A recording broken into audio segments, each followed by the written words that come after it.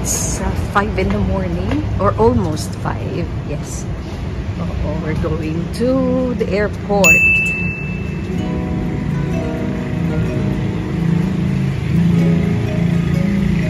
Kasi may friend na darating, I think coming from Canada. Yes. So, susunduin. Hindi naman susunduin. Just i-meet up lang. Matagal na silang hindi nagkikita.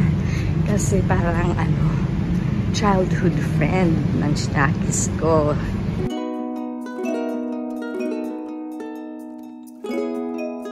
Runway, Manila. Oo, sa harap lang po ng Belmont Hotel. Ayan po. So, hindi kami pumunta dito, hindi ko na-discover. Mabango pala siya pag madaling araw o sa gabi. Okay, yan o. That's Runway, Manila. So, run tayo, run. Okay, dito yung mga buses. Okay, mga service lang yan. Oo, yes. At pupunta na kami. Ayan na. Okay, hindi pala sa Terminal 3. Nasa Terminal 2 sila. Medyo may pa yun na kalayuan. So, hindi pala dito. Sasakay pa kami. Terminal 3 lang po talaga dito.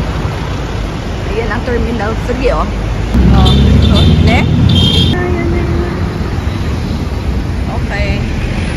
Ayan, taxi. Ang taxi. Okay. So, sasakay na kami. Terminal 2. Papasok.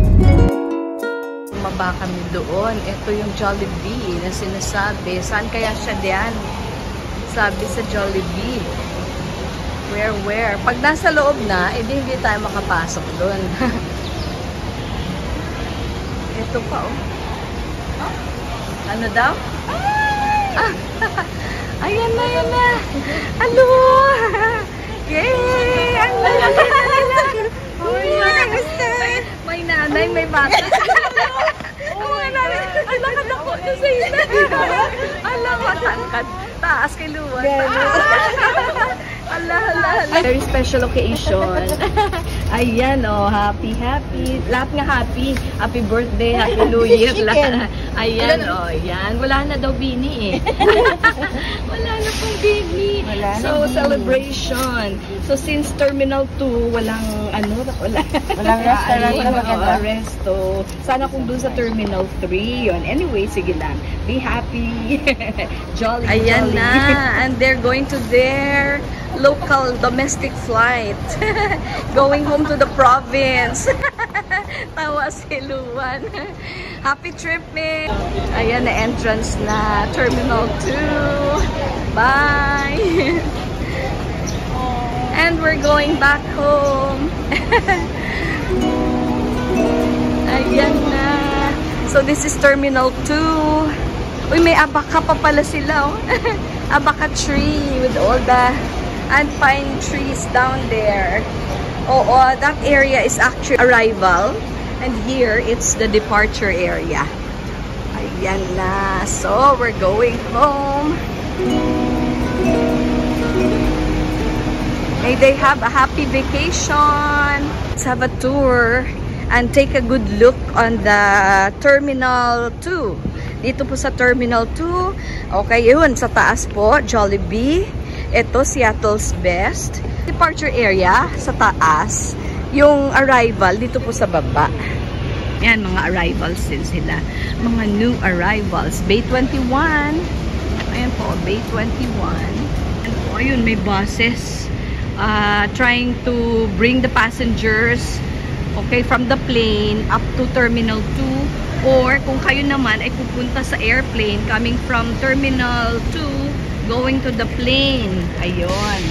So, Terminal 2. Ayan po yung arrival area. Waiting area for those who have just arrived. May regular taxi. Ito po yung mga regular taxi. Ewan ko lang po kung ano pa rin, ha. Mahal pa rin ba sila maningil? Oo. So, careful lang po. Doon po, meron siyang minute burger sa loob. for those who are waiting for their family member na galing po sa abroad, halimbawa. And if they are waiting, ayan po ang daanan, parang skyway konti, coming from the second floor. Kasi ito po yung sa arrival area, it's first ground floor, tapos sa taas po yung departure. So, yung kaibigan naming minute up, 12 years na pala kami hindi nagkikita. Okay. Grade school pa tong anak ko eh. Sa grade school pa sila. So, ngayon lang sila ulit nagkita. So, this is a nice morning walk. Yung iba nga nagja-jogging, kami mag-walking. Ayun, ganda ng namin, oh. Shadows. Ayun na naman. Good morning! What time is it na? 6. Oh, it's 6 a.m. Imagine, see? Nagpunta kami ng airport before 5. Grabe, no? So, saglit lang po talaga. 5 yung meeting nila. Time for meeting, 5 o'clock.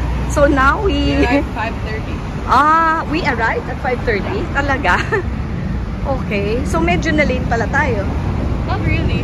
I mean, ano? lang sila Okay. They've just arrived.